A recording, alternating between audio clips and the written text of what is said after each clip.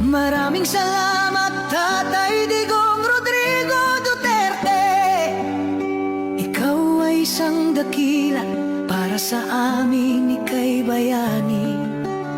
Sa walang katapusan na pagmamahal sa ating bayan, ikaw ay aming makabagong hero. Sapagkat ipinagtatanggol mo ang mamamayang Pilipino. Pagpapahirap nila sa'yo,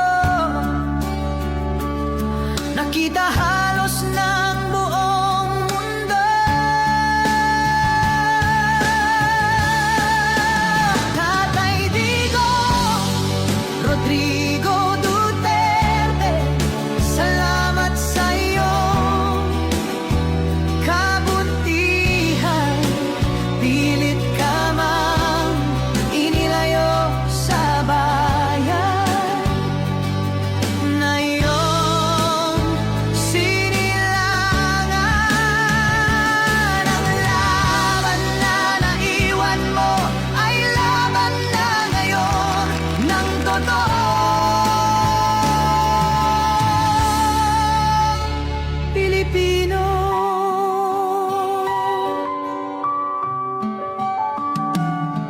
Sinubukan mong linisin ang ating bansang Pilipinas.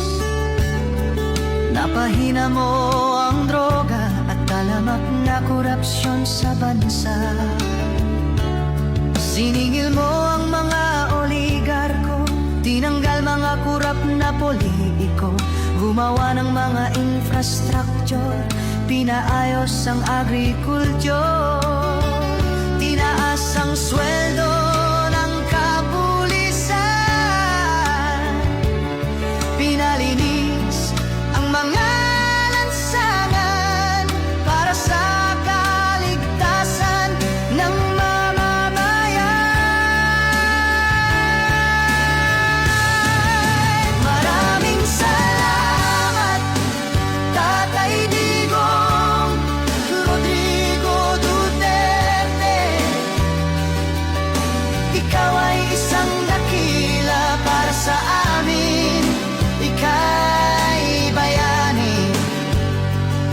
Sa walang katapusan na pagmamahal sa ating bayan, ikaw ay aming makabagong hero. Sapagkat ipinagtatanggol mo ang mamamayang Pilipino.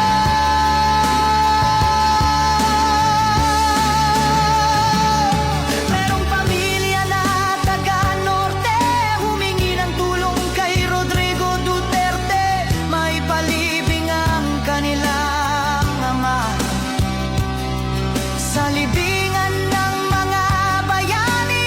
Dekada-dekada na ang dumaan, walang pumayag na pamahalaan. Ngunit dahil sa iyong kabutihan, ito ay iyong ipinaglaban.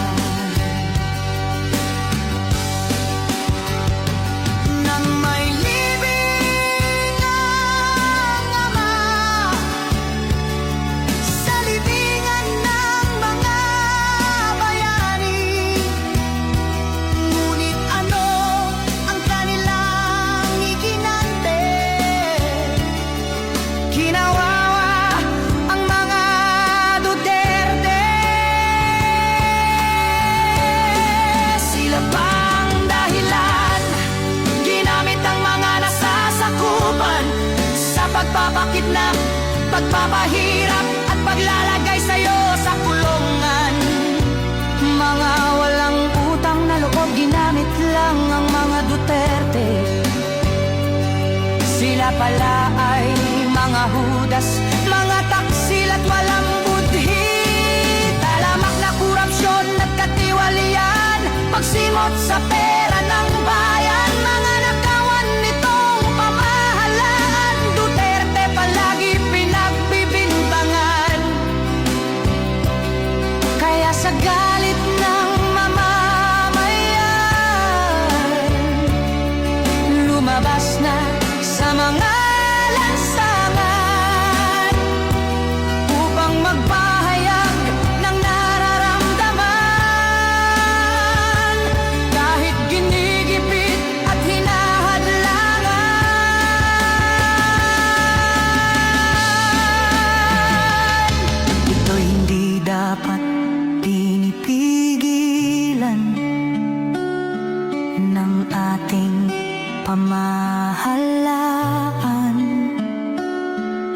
Pagkat magbabadya lang ito